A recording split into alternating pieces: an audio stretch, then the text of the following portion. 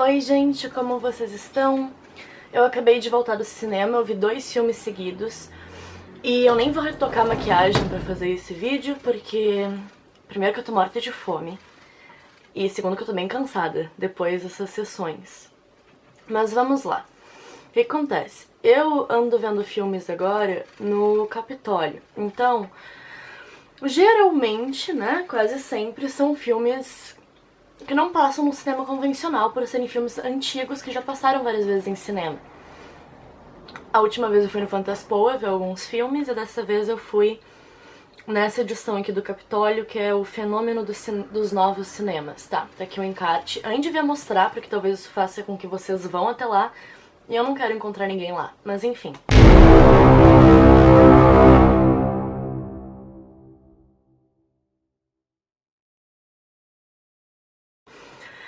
Hoje eu fui ver Barra Vento, foi o primeiro filme que eu vi, e eu tinha lido no encarte, aqui no cartaz, que depois de Barra Vento ia ter Memórias do Subdesenvolvimento, que é um filme que fala sobre Cuba. Deveria falar, né, mas tudo bem, já chegaremos lá.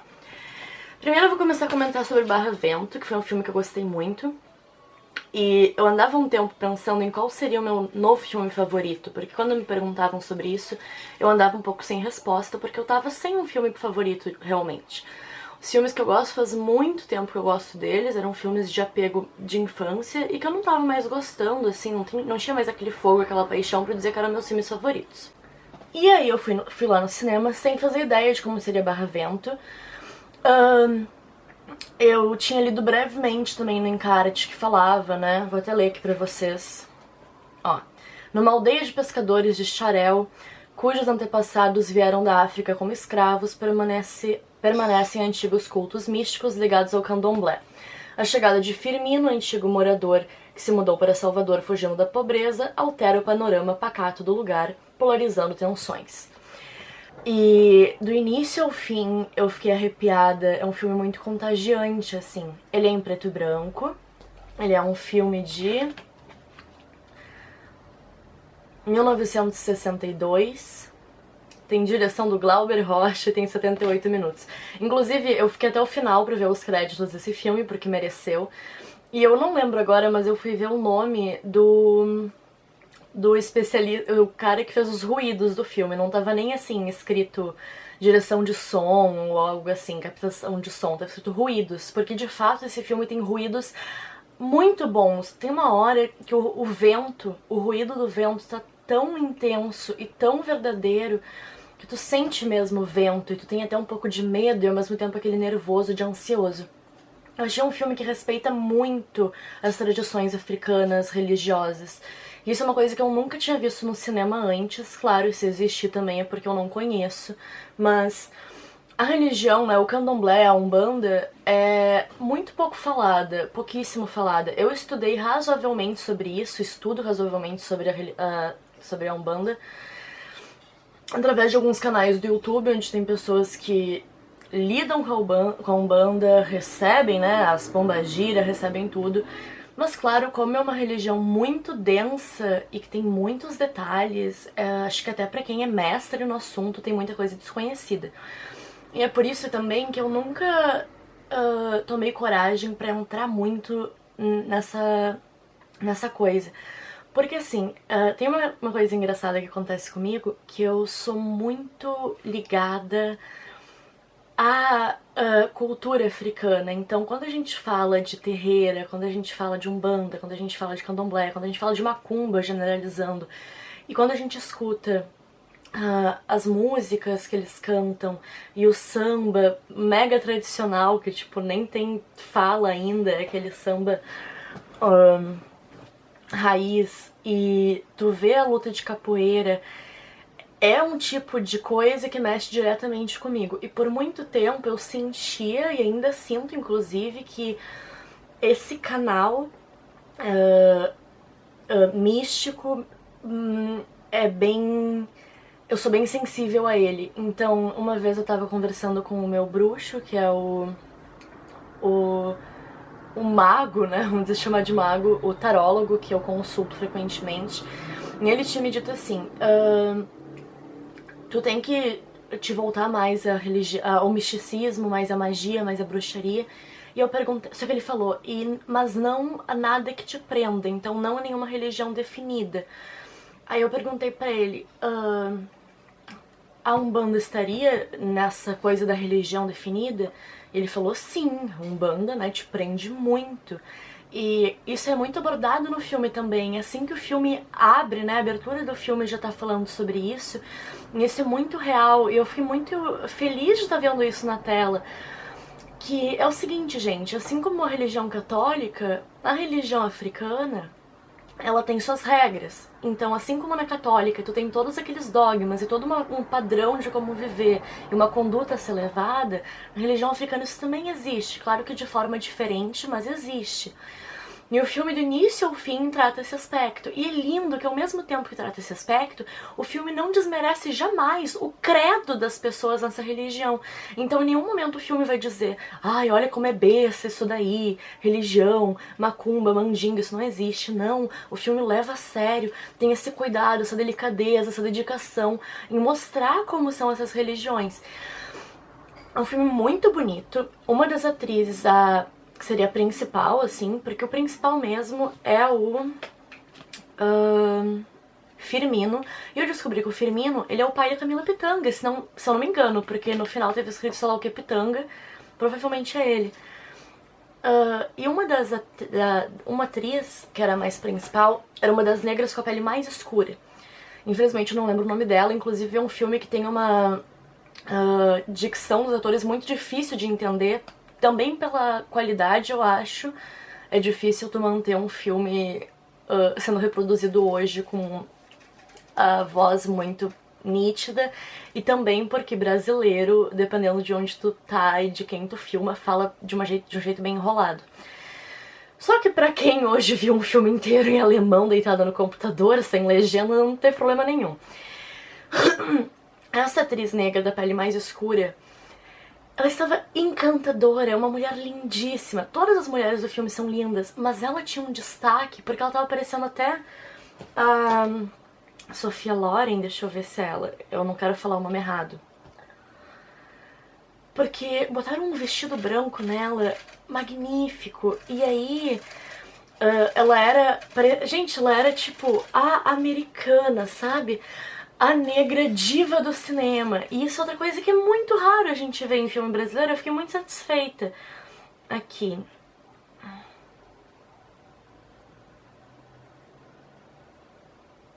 E isso, era a Sophia Loren mesmo. Ela usa um vestidinho muito parecido.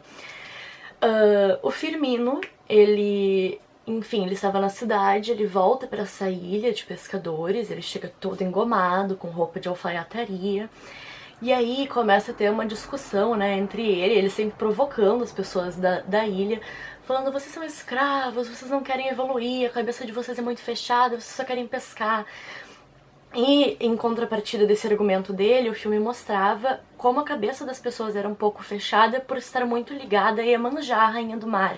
Então é muito lindo, porque eles estão diretamente no mar, quem rege eles é Iemanjá, e dá a entender, assim, que é ela que tá prendendo todos ali. Porque se tu tá, sei lá, no matagal, vai ser outra representação, outra divindade que tu vai estar preso. Mas ali era diretamente ao mar. E Iemanjá, gente, é uma das coisas mais... Assim, só de pensar eu já fico arrepiada, porque ela é a sereia do mar, sabe? Desde pequena eu lembro que a gente levava as oferendas pra Iemanjá, até hoje tem festa de Iemanjá. E aí... num dos momentos finais, eu vou dar spoiler agora, ninguém vai ver mesmo, né? Então não tem problema. Nos momentos finais, o Firmino, mesmo não acreditando mais, ele fala várias vezes que, né, pra mim esse negócio de candomblé não é nada. Ele vai lá e faz um despacho, e ele tenta fazer esse despacho com várias pessoas da vila, só que ninguém quer aceitar, porque, né, como é que tu vai contra a rainha Iemanjá? Porque um louco quer que a pesca acabe e que os pescadores fiquem livres. Livres, segundo ele. Isso é muito legal também, né? Porque tu vê que, independente da raça, independente do nível cultural ou socioeconômico, sempre vai ter alguém que quer deturpar o que já tá bom, porque ele tava todo mundo feliz, eles não tinham o maior dinheiro do mundo, mas não passavam fome, eles estavam em tranquilidade, isso também é muito enfatizado. E aí o tal do Firmino, ele faz o despacho, e ele vendo que não tá dando muito certo, só que aí vem outra veracidade no filme. O despacho, gente, quando tu faz uma oferenda, uma simpatia, nem sempre, não é da primeira vez que vai dar certo, né? Por exemplo, eu quero que o meu marido volte pra mim. Não é primeiro uma oferendinha que teu marido vai voltar correndo, é uma coisa que leva um tempo, tu vai fazendo, blá blá blá. E aí ele faz esse despacho, ele consegue fazer o despacho pra que um dos chefes ali da pesca, o cara que também é negro, é bom enfatizar porque às vezes pode ser, né, o chefe barão branco ali dos pescadores. Não, também era um chefe negro. Ele, como falado no filme, ele nunca se envolvia, ele tava sempre na varanda olhando os pescadores e tal. E esse chefe, ele era tão consagrado, assim, tão memorável entre os moradores da vila, porque, segundo, né, as chefonas ali da religião, as negras umbandeiras, ele era imaculado, porque ele não deveria nunca casar com ninguém, ele não deveria nunca transar com ninguém, porque ele era muito bonito, e Iemanjá tinha ciúmes de homens bonitos, ou seja, ele era meio que o prometido de Iemanjá. Por isso ele deveria ficar longe do mar também. Aí quando o Firmino faz esse primeiro despacho, ele pede que este chefão morra, né? Morra e nem encontre o corpo. E ele vê que tá demorando, que não tá fazendo efeito. Só que sem o Firmino perceber, nós telespectadores estamos vendo que o pessoal da vila já tá começando a se comunicar de uma forma diferente. Antes pra eles estava tudo bom. A narrativa inicial, né, o diálogo inicial era: não, aqui a gente pode não ter muito dinheiro, mas a gente tem tudo. Aqui é bom pescar. Depois desse despacho feito, a conversa interna começa a mudar, tipo... quando vê o Firmino tem razão, isso daqui não leva a nada, a gente devia estar na cidade, o negro não é visto, o negro pobre não é bem visto por ninguém, a gente tem que sair daqui, a gente tem que ganhar dinheiro, isso aqui é quase trabalho escravo. A conversa começa a mudar, ou seja, a mente daquelas pessoas está sendo persuadida pelo despacho. Isso não fica claro no filme, isso fica claro pra quem entende um pouquinho de como funciona a religião. Então pra mim foi uma coisa muito linda. E aí no final, no filme... o Firmino vê, pensando que não tava dando certo, ele fala pra Sophia Loren, negra, ir pra frente do mar, ficar na vista, né, da varanda do chefão e seduzir ele na água. E começa, gente, uma cena muito bonita. Ela começa a nadar, entrar na água e dança. E em nenhum momento o corpo dela tá sendo muito estereotipado, não tá sendo violentado. Tem uma preocupação também em como mostrar a forma dela, então é muito bonito. E aí tá, o chefão vai lá, ele transa com ela, e nesse momento, não lembro exatamente o que acontece, ele entra no mar. E aí, o Firmino vendo já corre pra um amigo lá mais dentro da vila, né, não na beira da água, contar que ele viu uma mulher de cabelos longos, muito estranha, seduzindo o chefão. E na hora, o amigo disse, né, deve ser a rainha do mar, deve ser Iemanjá. E foram todos correndo, porque eles sabiam que aquilo ali seria a morte, né, o homem tava praticamente se entregando pra Iemanjá, que era o que ela sempre quis, era ter aquele homem. Então, ele entra, morre afogado, a Sophia Loren desaparece na água também, ela se joga no mar nesse momento, meio que como quem diz, eu causei tudo isso, eu fui junto, né, eu vou me ofertar também. É emocionantíssimo, é perfeito. Tem outro ponto que é muito, muito bom. Eles, geralmente a mulher, quando ela encontra o ponto, né, quando ela encontra como descer, agir, eu posso estar falando errado, gente, porque eu também não sou uma conhecedora absoluta do assunto, mas o pouquinho que eu sei é assim, né. Quando tu recebe alguém, quando tu escolhe quem é a tua entidade, por exemplo, a minha entidade é a Pombagira Maria Padilha das 7 almas, tá? No momento que eu sei que é ela e que ela tá comigo, que eu consigo invocar ela, quando tu chega nesse patamar, geralmente algumas mulheres, elas raspam a cabeça. Eu não sei bem o motivo, mas acredito que seja em questão de doação, tipo, eu não sou mais eu, né? O cabelo é a maior força do ser humano. E quando tu tá tratando de uma entidade que é uma coisa muito mais forte que o ser humano, mesmo que antes ela tenha sido humana, porque isso é outra coisa, a gente não pode santificar, né? As pombagiras, os Exus, etc. Claro que depois foi muito santificado, porque teve toda a coisa do catolicismo, a força do poder católico tentando converter bastante o povo negro, então muito da macumba atual, da Umbanda, ela é misturada com a religião católica. Mas enfim, eu acredito que o candomblé talvez seja um pouco mais puro. Eu posso estar falando errado, me corrijam nos comentários que eu vou adorar aprender com vocês sobre isso. E aí, tem uma menina branca lá na ilha, né? Uma das únicas... É a única branca, na verdade. E aí é o momento que tu, branca, se identifica também. E tu fica, ai, que legal. Assim como eu sempre me senti com vontade de entrar nesse mundo, agora no filme eu estou entrando também. E ela tem os olhos bem claros. E ao mesmo tempo que ela quer estar junto, ela tem muito medo. E isso é muito... normal, porque geralmente os brancos e também os negros que não têm contato com a religião, né? Porque hoje em dia pouquíssimo negro tem contato com a religião. Mas enfim, né? É muito mal vista na nossa sociedade atual. Acho que talvez sempre tenha sido, mas é muito mal visto. E aí, ela tem muito medo, mas ela quer, e ela teme, e ela foge. E uma delas diz pra ela, né? Tu é filha de Iemanjá, tu tem que continuar o ritual. E ela tem medo. E numa das últimas cenas, ela raspa o cabelo. Ela tá meio que ficando longe, tá caminhando pra longe da ilha, porque ela vai meio que se isolar. E chega o cara que ela ama tanto. E que muita gente dizia que ele não ia ficar junto dela, porque... E muita gente dizia que ele não ia ficar junto dela porque ela era branca, dos olhos claros. E aí ele pega, né, levanta aqui um pouquinho o turbante dela, ela já sem cabelo. Lindíssima, gente, a roupa linda. E ela diz assim, e ele diz, né, eu tô pronto pra ir contigo pra cidade. Vamos junto agora, não tenho mais medo, a gente pode ficar junto. Então ele diz, né, não se vai embora por Iemanjá, fica aqui comigo. E é assim meio que acaba, eu acho, né, enfim, ainda tem mais umas danças e tal. E... sobre agora a questão fotografia. É um filme perfeito!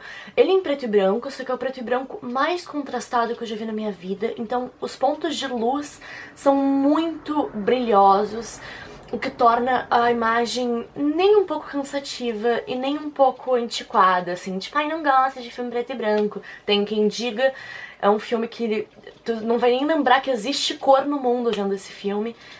Porque tu vê todas as cores, inclusive quando a negra de pele mais escura, ela tá sob a luz da lua, mostra cada ossinho dela, né, tendo um tom de iluminado.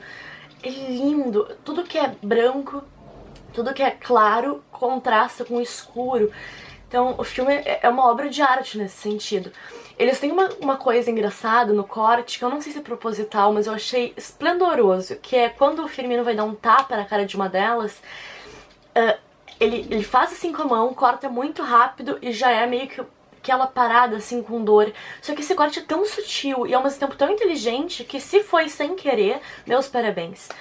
Bom, acho que eu falei bastante de Barra Vento, eu acho que é um dos meus novos filmes preferidos, acho que eu posso dizer isso com toda certeza. Como eu falei, é uma questão que mexe diretamente comigo e... bom... vamos ao segundo filme agora.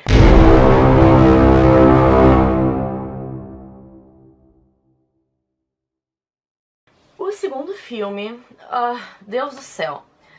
Pra quem ainda não sabe, eu sou uma grande apreciadora da história cubana e eu posso dizer que eu estudei razoavelmente pra saber falar do assunto. Eu já li vários livros, inclusive estão aqui na minha estante. Eu já fui a Cuba, então eu tenho um carinho por Cuba muito maior do que uma necessidade, assim, de um jovem dizer que é comunista. Até porque hoje em dia eu mudei muito a minha cabeça, eu sei que o comunismo é uma merda, mas Cuba tem uma coisa afetiva comigo muito forte. Eu sou muito apaixonada por Cuba, eu sempre fui muito apaixonada pelo Fidel, hoje em dia nem tanto, mas eu continuo valorizando, né, quem um dia foi meu mestre, quem um dia foi o meu grande mártir. E aí tá, tu lê a descrição, né, deste filme, memórias do subdesenvolvimento, e tu pensa, vou saber mais como foi Cuba assim que entrou o Fidel, né? Na verdade não é nem assim que entrou o Fidel. O Fidel, ele entra logo de cara em 56.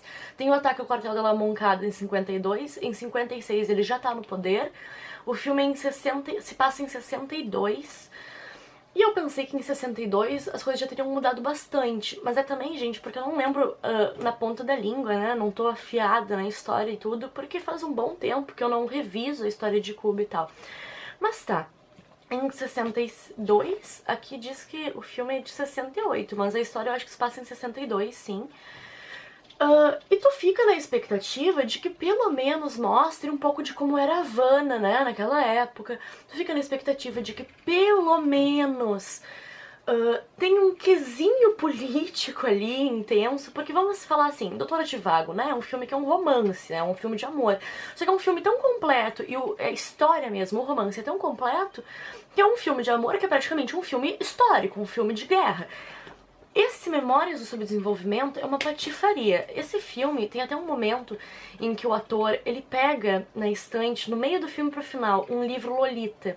E ali eu já falei assim, ó, acabou pra mim. Porque desde o início eu já tava achando o filme meio chulo, um filme meio barato. Aí eu tava esperando alguma coisa acontecer, porque tava lá o senhorzinho, fulano de tal, os amigos dele estavam indo embora, estavam indo para Miami, ele estava ficando em Cuba por opção, porque ele queria ficar em Cuba, porque ele queria ver até onde o país dele ia ir, o que ia acontecer com Cuba. Tá, essa primeira enrolação pra quem tá assistindo serve, porque a gente queria mesmo ver como foi pra alguém que ficou em Cuba, que resistiu a dois líderes totalmente diferentes, como seria a visão dela sobre o país, como seriam as sensações dela, os sentimentos.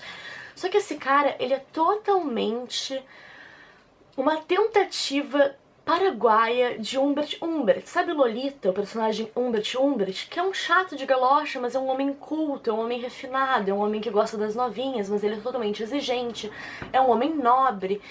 E tá, nesse caso, tentaram fazer isso com esse filme aqui, Barravento não, o Memórias do Subdesenvolvimento. Só que assim, gente, eu fui pra ver um filme que fala sobre memórias do subdesenvolvimento, não sobre memórias de um cara garanhão barato em Cuba. Então é um filme que deixou muito a desejar em muitos aspectos. Depois de ver Barravento, acho que seria muito difícil eu gostar de outro filme mesmo, mas assim... sabe, eu só tenho o que criticar. Teve um lado legal, porque eu consegui ver algumas mulheres bonitas na câmera, só que também mal mostrava os negros no filme. Cuba tem sua maior parte da população negra, ali só parecia brancos, tudo bem que era pra falar dos burgueses, né, da nobreza. Eu, inclusive, nunca gosto do termo burguês, porque burguesia vem de quem vivia nos burgos. E quem é burguês mesmo é comerciante. Então, quem tem comércio, mesmo que seja um comércio multimilionário, quem tem comércio no centro, quem tem atacado, quem tem mercadinho, esses são burgueses. O nobre, né, que seria o que a gente poderia chamar de nobre hoje em dia, é quem tem uma profissão terceiro nível, né? Tem aquele nível lá, tem os subalternos, tem os superiores. Então assim, advogado, médico, dentista, blá blá blá. Esses seriam os nobres do nosso tempo se a gente fosse encaixar assim. Eu nunca gosto de dizer que a gente é burguês quando alguém vai falar eu sou privilegiada, eu sou burguesa. Tá, mas tu é de comércio? Teus pais têm comércio? É assim que tu ganha vida? Não? Então tu não é burguês, mas tudo bem. Eu posso estar sendo um pouco rígida com isso. Eu saí do filme, né, bem desapontada. E eu ouvi ali fora um pessoal comentando: ai, que filme legal, né? Eles mostravam as questões do comunismo em Cuba de uma forma tão sutil. Porque se fosse diretamente, né, se mostrasse ele perdendo tudo, não teria graça. Eu acho que não é essa a questão, porque o filme não se esforça nem um pouco pra mostrar absolutamente nada sobre o período. Então o filme inteiro é um homem que ele se separa da mulher, o filme começa com a esposa dele indo pra Miami porque ela não aguenta mais ele. Gente, é uma tentativa total de Humbert Humbert de Lolita. Aí ele conhece a tal de Helena, que é uma rapariga lá que ele se interessa, e ele vê que no final ela não era... Até o enredo é igual o Humbert Humbert falando em Lolita.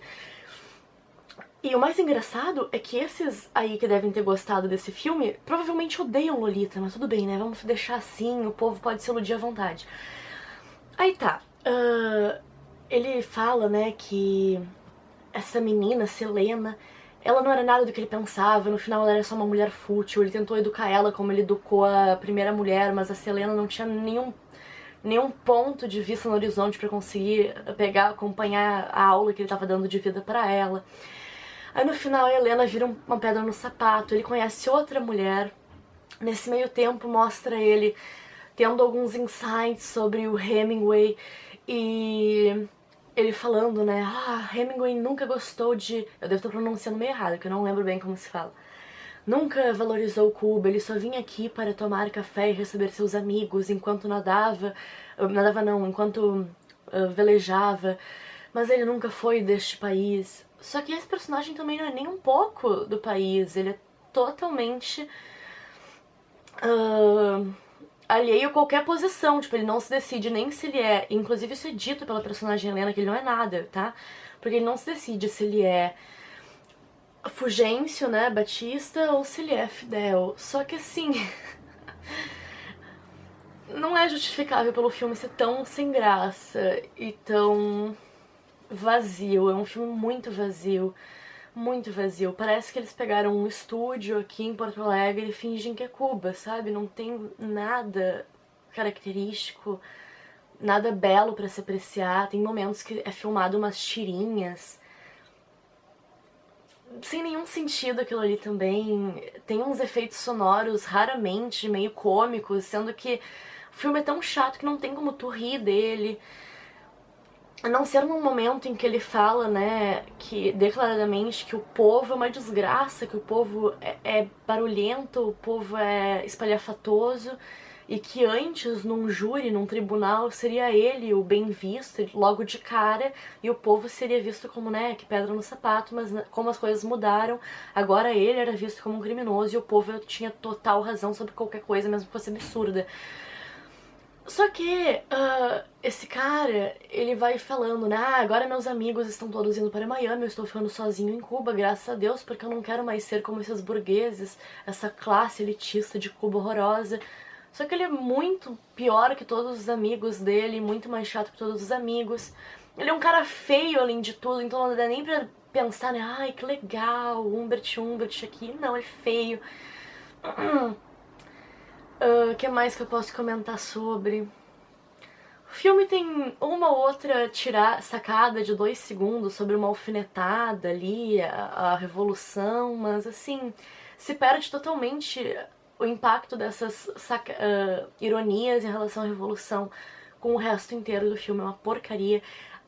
Se for comparar, né, o contraste lindo que tinha do preto e branco em Barra Vento com esse filme, o filme é praticamente opaco, ele também é preto e branco, mas é praticamente opaco.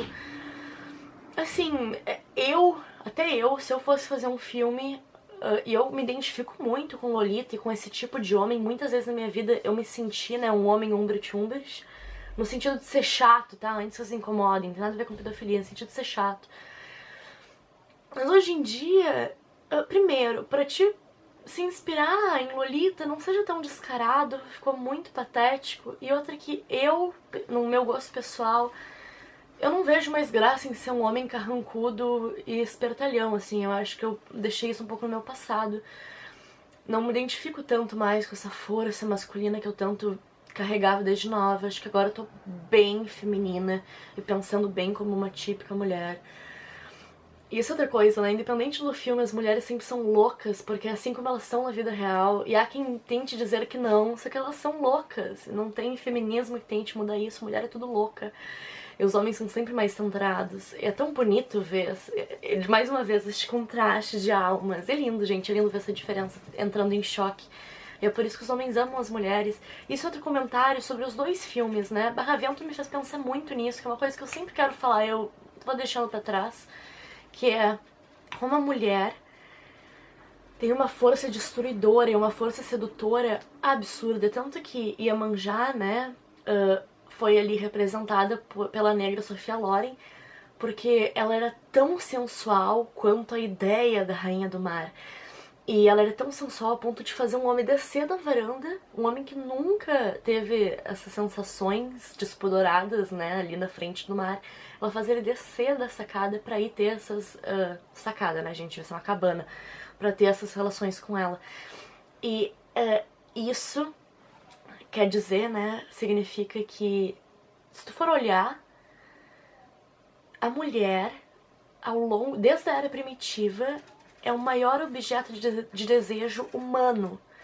Então, até um homem gay, gente, ele é fascinado pelas mulheres. Não sexualmente, é claro, mas elas servem de inspiração muitas vezes. Nós temos as drags aí pra isso. O próprio homem gay, não todos, mas a maioria, né, cresce olhando tudo aquilo que ele não pode ter. O batom da irmã, o cabelo da mãe, o salto de sei lá quem. E toda essa magia, todos esses segredos que envolvem a mulher e o feminino desperta tanto a parte sexual, carnal, absurda do homem que vira um capacho perto de qualquer mulher que saiba usar da sua beleza, e também desperta as crianças, os animais, os gays, as lésbicas, todo mundo, o mundo inteiro só quer atacar a mulher, quer usufruir da mulher, quer conseguir chegar perto da mulher, quer conseguir ser a mulher. Isso não significa que ela está sendo estuprada o tempo inteiro, significa que ela é objeto de maior fascínio. XOXO, Gossip Girl.